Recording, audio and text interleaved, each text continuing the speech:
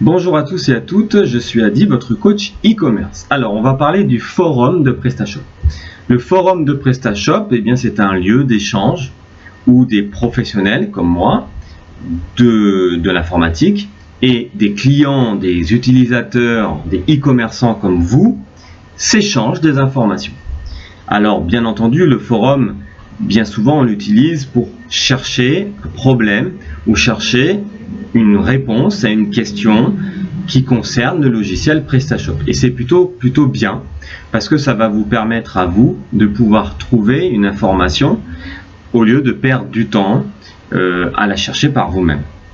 Alors, je vais vous donner quelques astuces avec le forum de PrestaShop. Déjà, la première chose, c'est que quand vous avez un problème, exemple, vous n'arrivez pas à afficher les images sur votre boutique. Vous téléchargez une image, mais celle-ci ne s'affiche pas sur la fiche produit, vous vous retrouvez avec un point d'interrogation. Bon, je le dis parce que c'est une question et c'est un problème très courant. D'ailleurs, je vais vous donner la solution juste après.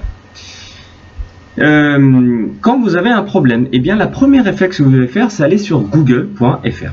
Vous allez sur google.fr et vous tapez dans le moteur de recherche mon image fiche PrestaShop ne s'affiche pas. Alors, c'est inutile de marquer la phrase complète. Procédez par mots-clés. Exemple, image, problème, affichage, fiche, produit, PrestaShop. Voyez, au lieu de marquer la phrase, vous marquez juste des mots-clés. Image, problème, affichage, PrestaShop. Quand vous tapez ça sur Google et vous faites envoyer, eh bien vous allez voir que de toute façon, les premiers liens sur la première page de résultat, ce sont que des liens qui proviennent du forum PrestaShop. Alors vous avez des dates 2012, 2007, 2016. Alors bien entendu, si nous sommes en 2016, il est mieux de regarder des réponses qui datent depuis 2015, 2014, parce que sinon ce sont des versions ou des réponses obsolètes des anciennes versions de PrestaShop. Et là, vous allez déjà commencer à avoir des éléments de réponse. Et vous allez forcément rentrer dans le forum de PrestaShop. Et puis, dans le forum de PrestaShop, eh bien, vous allez soit avoir beaucoup de chance et tout de suite, vous allez avoir la réponse à votre problème. Ou alors, vous allez devoir rechercher un peu plus profondément au sein du forum PrestaShop votre question. N'hésitez pas à vraiment chercher, fouiner, parce qu'il y a des gens qui font une erreur, c'est qu'ils posent une question dans le forum. Et c'est très rare que vous ayez une réponse très rapidement. Et puis dites-vous une chose, en général, votre question a déjà été posée. Donc essayez vraiment de chercher la question.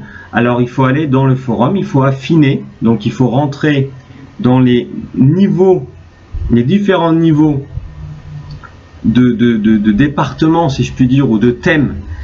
Donc dans le forum PrestaShop, il y a des thèmes, fiche produit, thème panier, thème catalogue. Donc rentrez dans ces thèmes et ensuite là vous allez revoir des topics. Les topics, c'est quoi? Ce sont justement les sujets qui sont traités.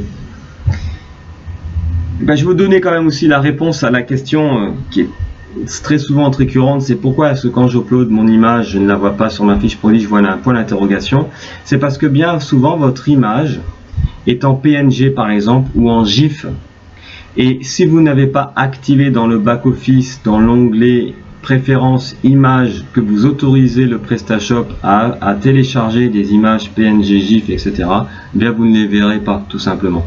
L'autre problème aussi, c'est que souvent ces images sont corrompues. Donc essayez de les rééditer avec un logiciel type Photoshop ou ailleurs pour les réenregistrer, ou alors elles sont beaucoup trop grandes. Donc voilà les deux problématiques que vous pouvez rencontrer avec les problèmes d'image, d'affichage sur votre boutique PrestaShop. Eh bien écoutez, j'espère que ce tuto vous a fait plaisir. S'il vous a fait plaisir, merci de me faire un petit like en dessous de cette vidéo ou tout simplement un petit merci dans les commentaires, ça fait toujours plaisir. Et je vous dis à bientôt pour un nouveau tuto.